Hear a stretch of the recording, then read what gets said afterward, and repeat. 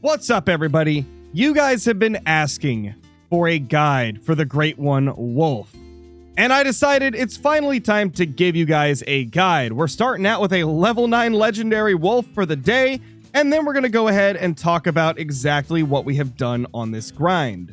Let's see. He should stop soon, and there we go.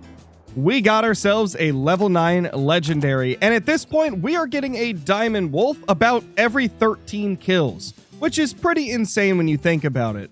And you too could get some crazy diamond rates on your grind, as well as, hopefully, a Great One wolf, and hopefully not as many trolls as I'm getting. That's unfortunate. Now, to start out the guide for this incredible grind right here, I would highly recommend that if you are going to do the Great One Wolf grind, to go to Yukon. Yukon is by far the most enjoyable and easy to hunt map for the Great One Grey Wolf. And I would even argue that this is potentially easier than the Ski Ridge Mule Deer grind, and this probably is the fastest herd management I have ever done for any species. It's honestly kind of insane just how quick this grind was. Now, this video is not going to showcase a lot of hunting because this is primarily a guide, but we will of course show anything that's relevant to whatever the topic is at the current second. However, we're going to start it off with this. This grind only took me about probably 400 or 500 kills to get herd managed. And obviously, as time went on, we continued to manage it even more, but we got to a very good state very, very fast. Even with the Ski Ridge Mule Deer, we managed to get it managed down in I think it was close to 1,000 kills, whereas this one was practically half that. Now, to start things off, obviously you want to be hunting them during their drink time, and the drink time for the wolves is 0 to 3 if you're hunting on Yukon. If you're hunting on a map like Medved, it's going to be a completely different time. But I would recommend doing it on Yukon. It's going to be miles easier than the other maps. Now, I personally will only hunt wolves during the last hour and a half of their drink time. So at the very latest, or I should say at the very earliest, I will set the time to 1:30 and then hunt for the remaining hour and a half. Because for some reason in Call of the Wild, the earlier you are in the drink time, the less groups are actually at their zones. Whereas if you go to the last hour and a half, you typically have a lot more of them already at their zones, and so it'll make finding them a whole lot easier. Now let's go ahead and pop a map up right now. This is all of the different locations that you can find drink zones for the Grey Wolf. Now, as for the best and worst places that you can possibly go, if you look in the bottom left, Copper Bowl Lake is one of the most annoying and worst places to hunt. Same goes for the 2 lakes that are directly above it, and the one that's directly above that is called Wolfhead Lake.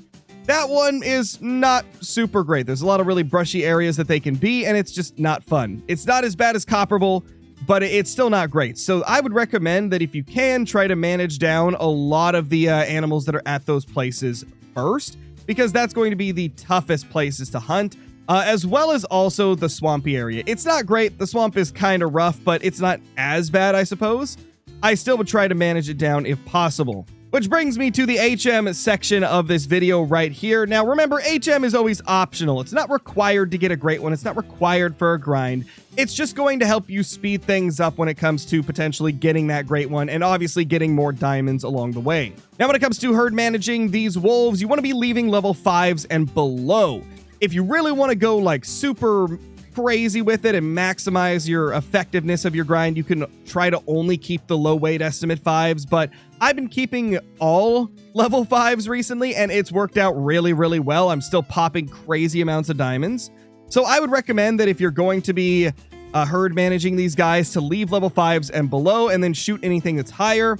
If you would like to, you can also stack the level 8s and level 9s in your favorite zones to kind of keep those zones, those slots, as placeholders to make sure that you don't manage down your favorite lakes, and having those higher levels will also help you manage down the other zones that you're not wanting to hunt. It helped me a lot when I was doing my grind, and that is something I would definitely recommend doing if you want to maximize the speed that you manage things down. Now, a big question I always get is, how do you know when you're managed? How do you know when you're herd managed? Well, the most telltale sign is if you start popping diamonds a lot.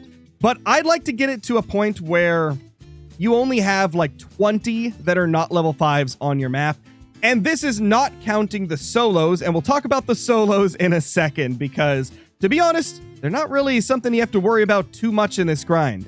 But without counting the solos, I have about 20 wolves that are not level 5 that I rotate on every single run after I'm fully herd managed. So I would recommend managing your map down to a point where every single male is a level 5 or lower, aside from like 20 of them. And also keep in mind that this is across the entire population, including zones that you have not discovered yet, which is why it's important to try and find every single zone you possibly can. I didn't count how many zones I had on my grind, but I heard a lot of people say that it's give or take about 35 zones on Yukon for the Grey Wolf. Everybody's map is a little bit different, so yours could be a little bit more than 35, or it could be a little bit less than 35, depending on how many groups you have like combined into one zone and stuff like that. And at that point, it's up to you to decide what places you want to have your main zones, like which zones you like to hunt. Those are definitely the ones that you want to keep the big levels in, and then, you know, try to manage down the ones that you don't like. Now on to the thing I mentioned about the solos. There's not very many solos on the map for Yukon. I believe there's got to be somewhere between like 15 and 20, and to be honest, I only managed down like 10 of them. The rest of them are larger levels that I've just left because they were solos, and it has not affected my grind one bit, which is really awesome to see because solos are so annoying to deal with. It's definitely cool to see that they're not a huge problem on this grind. Obviously, if you want to get the ultimate HM, you could try to manage them down too, but it's definitely not a requirement with this grind because there's just not a ton of solo wolves, which is really good. If we were talking something like fallow deer or mule deer, you definitely have to manage down the solos because there's just so many more of them. But for this grind right here, it's actually not that bad. There's very few, so you don't really have to worry about them too much. Now, what I did on this grind was I managed down the worst of the worst places first. I started with Copper Bowl Lake, and oh my gosh, I am so glad that I started there.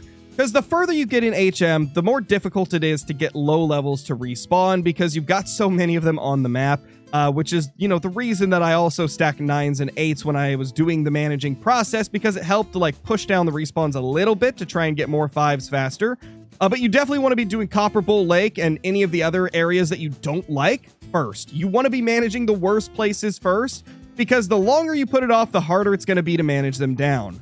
Personally, I started by managing down Copper Bowl Lake, the 2 above it, and Wolfhead Lake, as well as the kind of like swamp area. The swamp I didn't fully manage down. There's still a couple of zones that I'm hunting every once in a while, but for the most part, I got most of those zones managed down early because it was really, really rough. I would also recommend that if you're hunting Rustline Ridge to manage down these 3 lakes that I'm circling right now, because those ones do have some really like brushy shorelines, so it can be kind of difficult to set up for them. It's not the worst places, but if I were to manage this map again, I'd definitely try to manage those down the same way that I did this first time. I got pretty lucky and I only had 1 pack between all 3 of those lakes, so that's honestly pretty good. But I would recommend managing that down if you can. And aside from that, it kind of comes down to obviously personal preference, what places you like hunting, which ones you don't like hunting. But that's personally what I would recommend trying to focus on first. Another thing to mention with the wolves is the 180 meter spook distance for fast traveling to a tent for some reason does not apply to these guys. They're very similar to a crocodile or an alligator in that sense, where fast traveling does not scare them at all. So as long as the wind isn't blowing towards them in the area that you're placing that tent, you can place it a bit closer than 180. I've got a couple zones where I've got it like maybe 150 away, maybe even a little bit less, and they don't spook at all. So you don't have to worry about that unless it's an area where the wind is always blowing directly at them, because if you're within 150, they're going to smell you so quick. I think we've talked about pretty much everything at this point, aside from, I guess, the very final step. Once you're herd managed and you're happy with your zones, start rotating on those remaining ones that are above level 5. That's really all there is to it. Once you've managed it down to where everything's a 5 or below, aside from 20, you just rotate on those remaining 20, and you should be popping diamonds like crazy and potentially even great ones. I got 2 great ones within 300 kills for my 2nd and 3rd great one. And it seems like wolves are very commonly giving people quite short grinds, even without HM, which is definitely cool to see. But that's going to be it for this guide. To be honest, didn't really need to make a super long guide because wolves are pretty simple. They're one of the easiest great ones to hunt for, and I would definitely recommend that if you're trying to start your first ever great one grind, go for the wolves on Yukon. It seems to be the easiest one to get going, and it's a lot of fun. You also make a ton of money because wolves give so much cash per kill. Now, if you haven't already, subscribe to the channel as well as leaving a comment down below and hitting the like button before you go. Hype the video up if you have the option. It's incredibly helpful. I'll see you all in the next one. Peace!